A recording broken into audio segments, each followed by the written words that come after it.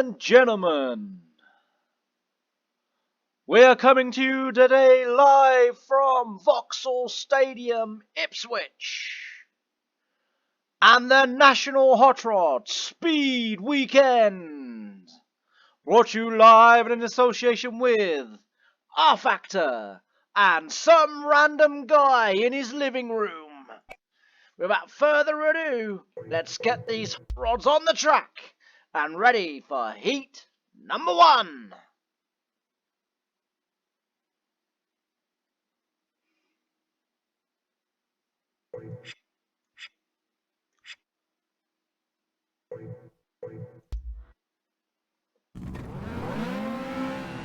So here we go then, heat number 1. We're at the back of the field, of course.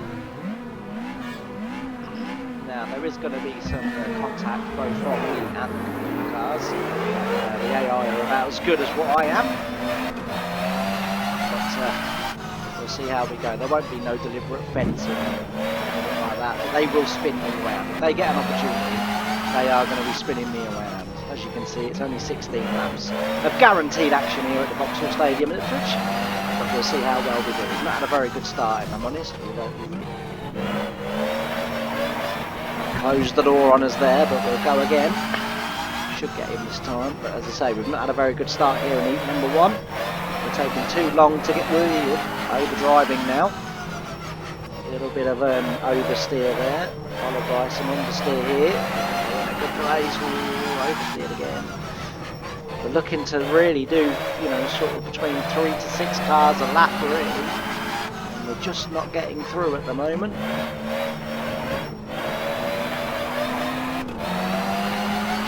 Get the inside this time. They always go a little bit too wide going into the corner, but like I say, it's important for me I don't leave my bottom end sticking out because they will just spin me.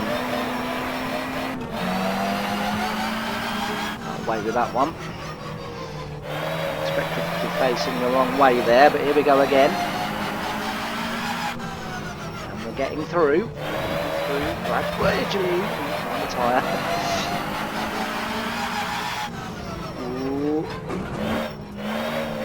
Always going to close. Like I say, there will be some contact, but I'm not deliberately trying to sort of, you know, saloon stock car or F1 or F2 contact them. I am trying not to contact them, but it's not that easy. Now we've got some hot lapping to go now. Hot lapping to go for sure here because, as I say, we're only 11th. We're on lap number 7. You know, we should be really, if we're going to have a chance of winning this one, we should really be in the top sort of, well, at the very least the top 5, and as I say, we're nowhere near, but we had such a bad start to this one that we're never going to be anywhere near. So now we're hot lapping. I'm not so good at hot lapping. I'm better when I'm in traffic, if I'm honest. I'm sure as the laps now drift by, we will start to reel these in. Although the car behind is certainly looking, got a tighter turn that time, that was much better, although he steps out, but he then stepped back in.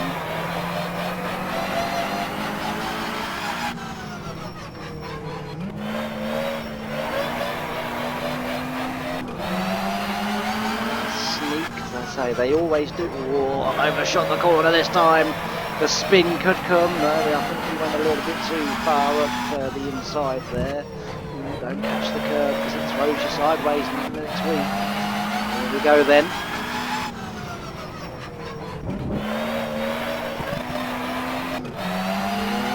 Should get him as well. Oh, should get both of them. No.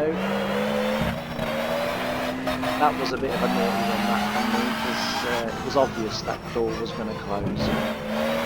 I'll take that one on the chin. It was a bit naughty. But now we've just got sort of, we're defending and attacking already at the moment. The blue car behind us is, and I'm just sort of covering the inside as much as I can and then letting the car drift up a little bit, just so we can get a slightly straighter exit off these corners. Oh, the one thing I have noticed playing the National Hot Rods on here is that they are much slower going into the corner, however they are much quicker coming out of the corner. So what I sort of gain going into the corner, because I brake a lot later, they get back when exiting the corner, because they're very good at keeping the car perfectly well controlled. But anyway, heat number 1 done, and finished 5th in the end, but after a slow start that wasn't too bad. So we will quickly move on to heat number 2 and see how we go this time. Colin White in front of us, famed for his causing of the pile-up on the second day of the 1990 Hot Rod World Final, I think it was, involving George Colley and Roger Peck, and oh no, I think Roger Peck was the first day pile-up, wasn't it? There was a pile-up on the Saturday and then again on the Sunday. Anyway, here we go. Oh, we ain't getting there. I do spin them, I do tend to sort of cost myself quite a few seconds, because I'm not, as I say, I'm not aiming to do deliberate contact or spin them or bang them out of the way or anything like that. But the only reason why I sort of do allow a little bit of contact is because they will not hesitate if they get a chance on me. We've had a much better start this time, although we're drifting very wide there.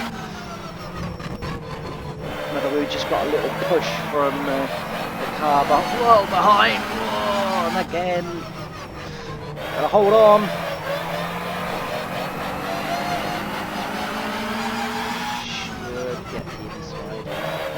The other thing as well with these, because I actually prefer to overtake on the outside, but the AI doesn't register that I'm on the outside of them, and so they will just sort of push me up into the fence, and then you're kind of in the lap of the gods then, whether you're just lucky enough that it just slows you down and everyone that you've overtaken just comes flying past, or it does spin you clean round. So that's why I tend to do all of the driving on the inside. I mean, obviously it's, you know, technically quicker, but I do prefer to overtake on the outside. I've got the stop rod mod as well, and they are spatially very aware of where you are, and they do give you room on the outside, and I do prefer it. I prefer the wider line in the corners. I know it's slower, but I do believe you get a better exit because you're already sort of pointing straight down the straight, whereas on the inside you're having to sort of let the car drift up to get to the wall. The arm colours it is, but anyway, we're a bit nearer this time, but the first and second have got a very long way clear, so we could struggle to win this one.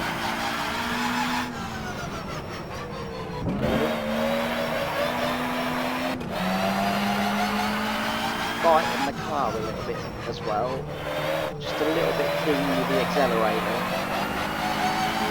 Give him a hurry up bump.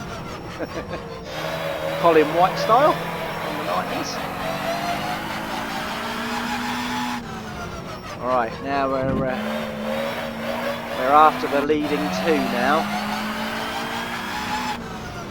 The good thing is, because of how close they are, if we get one, we'll get the other one. I don't know whether there's enough laps. They are catching the back markers, and they're not as quick through traffic as what I am, so we will wait to see whether they can keep the gap they've got. But we're doing some nice lap times here at the moment, actually, to be fair, and that gap is coming down.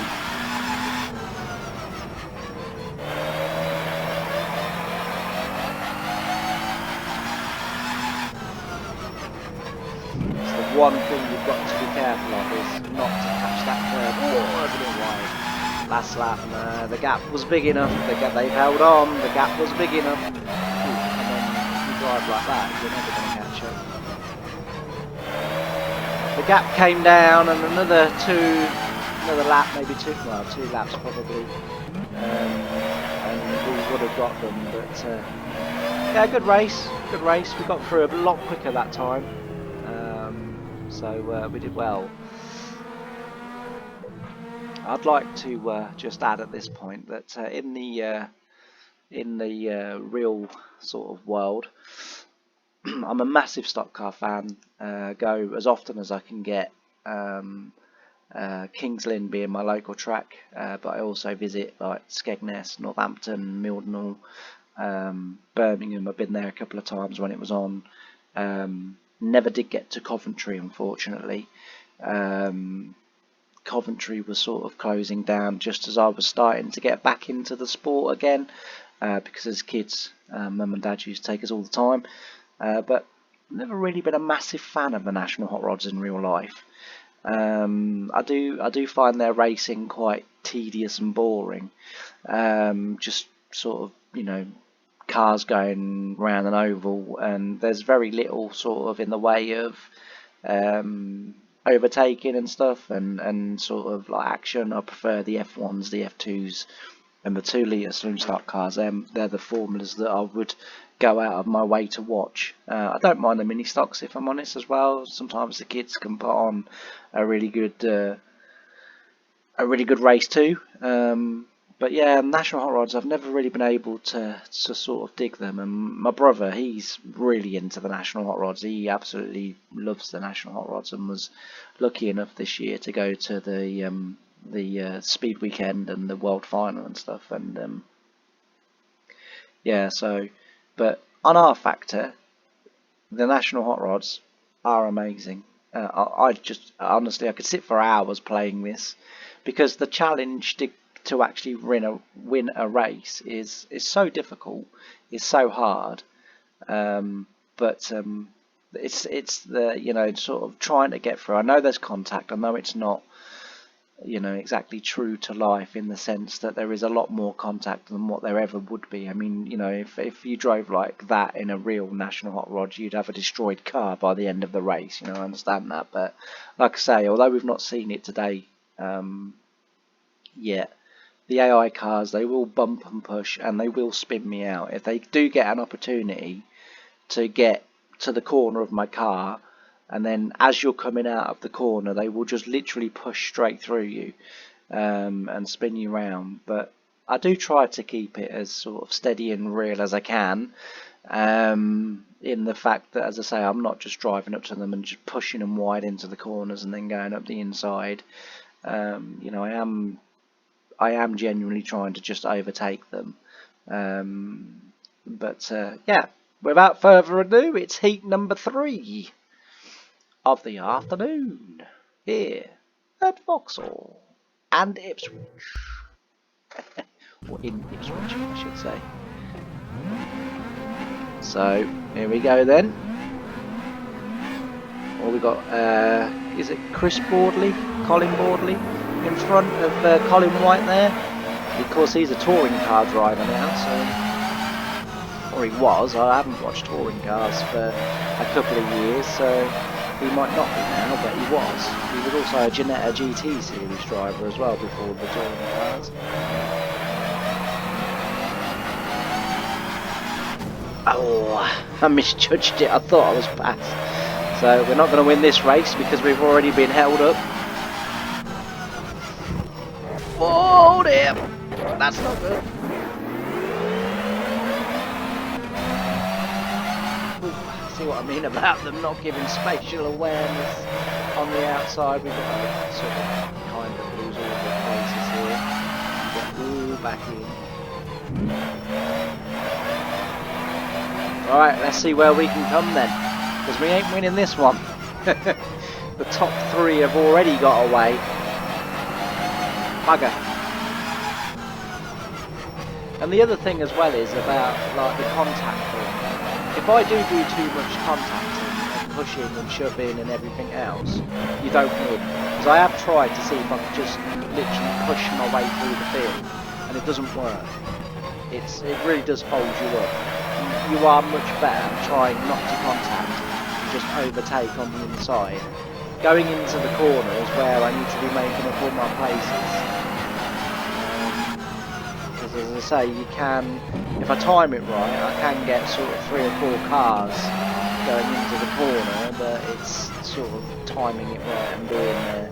Once I've made contact like that, I do always fall behind the car as well. Alright, I get him on the next corner. There's Dick Hallard.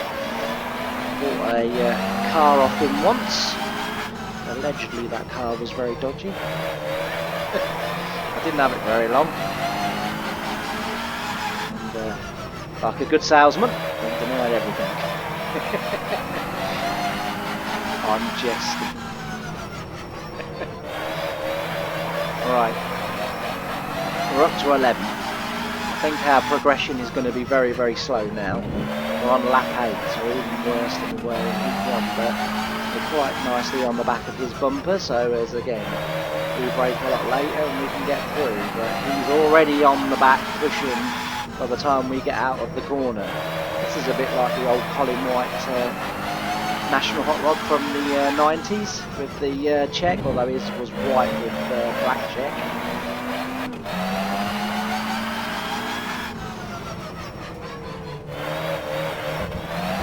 Oh dear, James. I love the sound of that turbo as it winds down while you're sort of not got your foot on the accelerator.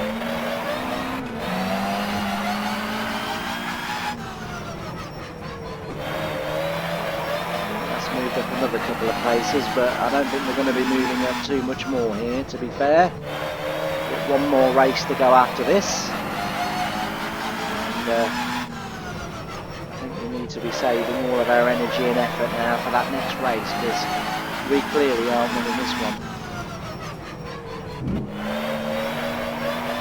Lots of room that time. We need to stop. There'd have been no excuse for me bumping there. Gentle tap on the corner, but back off. Should get him under brakes. Yep.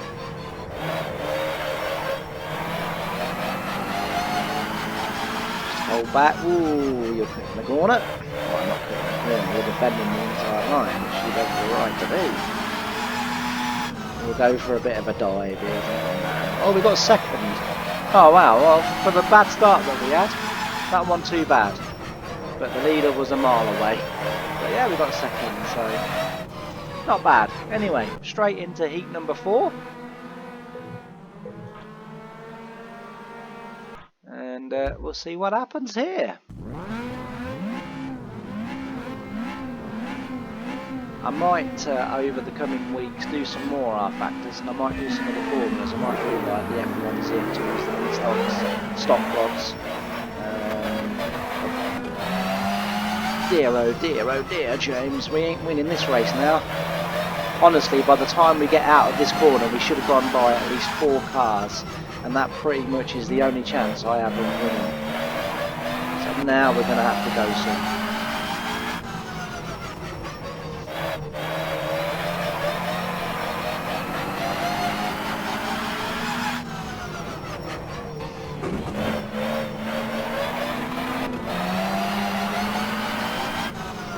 No, we ain't making that corner. Oh dear, oh dear. That's heat number 4 gone, people.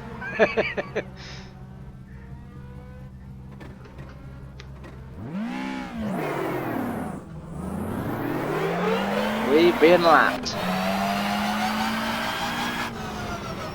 Well, the challenge now is to not finish last. That's our new challenge. Can we do it? It's not finish last. Even if I finish 29th. We need to clear these two pretty quickly. So I'm not looking to take them out. Just looking to get by them. Right, now let's try and disappear now into the sunset. Not much sunset on here, but we'll try and disappear into it anyway. I've got a feeling the engine noise might still be just a tad too loud as well. So hopefully you can hear me okay. If not, I'll have to redo the video. And if that bit's in, you know I didn't redo the video. Right, we're closing down. We've already knocked 3 seconds off their time. We were 8 seconds ahead of us. We're already pulling away from the leader. A little bit of hot lapping now. Driving like that isn't The laps are ticking by. Oh, we've seen our first glimpse of the 29th car of Neil Buchanan.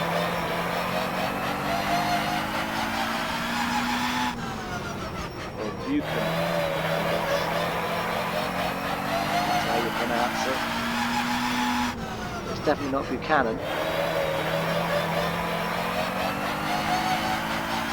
We're getting there.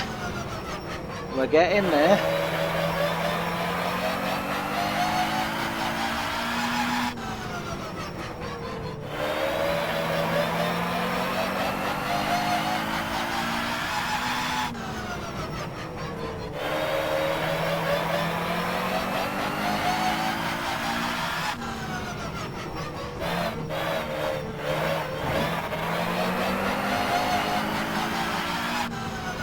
Basically just made a mistake really. I sort of cut in and realised I wasn't going to make the gap, so rather than hitting and spinning him, I tried to then go up the curb, but I caught the inside marker tyre, which obviously is there to stop the corner being cut. It was this corner here, I caught that tyre. It's set a bit further back than the others. But yeah, we're not doing too bad actually. We're sort of putting, I mean obviously we're not going to win this one, but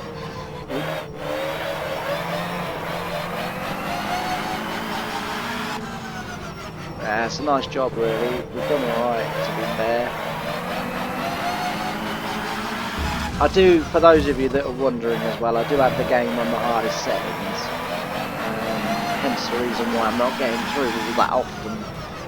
For those of you that were wondering. Oh, Boardley's done quite well actually, he's moved up quite a long way. Break even later into the corner this time, but it's not really going to work.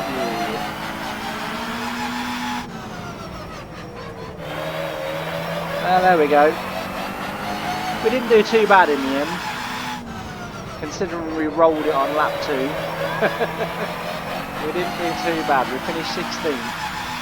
So we got literally, well not quite, through halfway through the field.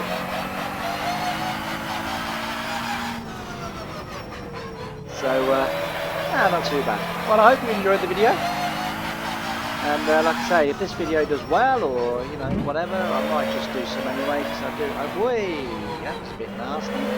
Have those two got beef?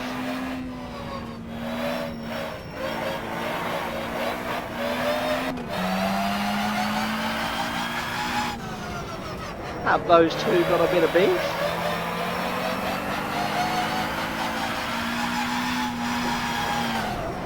I